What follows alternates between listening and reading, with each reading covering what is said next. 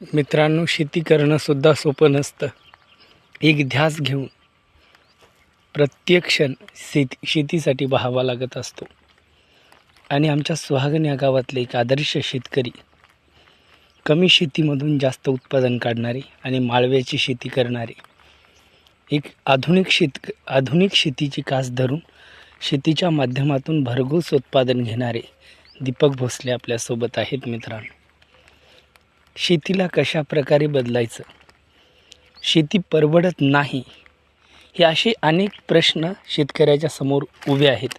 पण त्या प्रत्येक प्रश्नाला न जुमानता आणि शेती परवडत नाही या गोष्टीला खोटं ठरवण्यासाठी आणि स्वतःच्या शेती या क्षेत्रामध्ये स्वतःचं एक साम्राज्य निर्माण करण्यासाठी, स्वतःचं एक एम्पायर निर्माण करण्यासाठी दीपक भोसले अहोरात्र शेतीमध्ये झटत आहेत. मित्रांनो, त्यांची वांग्याची बागसुद्धा तुम्ही पाहू शकता. त्यांची ती वांग्याची बाग आहे. आता तुम्हाला संपूर्ण शेती त्यांची या व्हिडिओच्या माध्यमातून दाखवतो. हा त्यांचा गहू आहे. यामध्ये भुईमुग पेरलेला आहे मित्रांनो. आणि भुईमुगाच्या मध्ये हे जे पाहता, हे ठिबकच्या माध्यमातून त्यांनी टोमॅटोचं रोप लावलेलं आहे.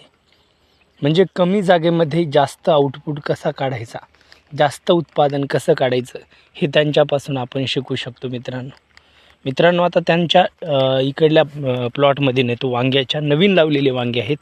त्यांची लागवण कशा प्रकारे केलेली आहे तुम्ही पाहू शकता. एक ध्यास घेतल्याच्या नंतर आपल्याला त्यासाठी सर्वस्व व्हावं लागत असतं.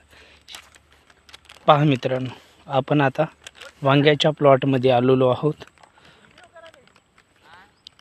हा वांग्याचा प्लॉट आहे आणि मधातल्या ज्या स्पेसमध्ये आहे ना, ह्या मधातल्या स्पेसमध्ये त्यांनी टोमॅटो लावलेले आहेत. आणि हे वांगे पहा मित्रांनो, शेती परवडत नाही हे जे आपण म्हणतो, हे अशी आधुनिक पद्धतीनं शेती केल्याच्या नंतर का परवडणार नाही हो शेती ही माता आहे.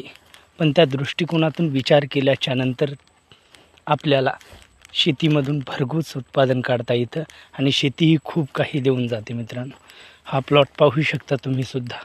आणि हा वांग्याचा जुना प्लॉट आहे मित्रांनो त्यांचा. पहा, 1-1.5 वर्षाखालचा प्लॉट आहे. अजूनही वांगे पहा कशी लागलेले आहेत.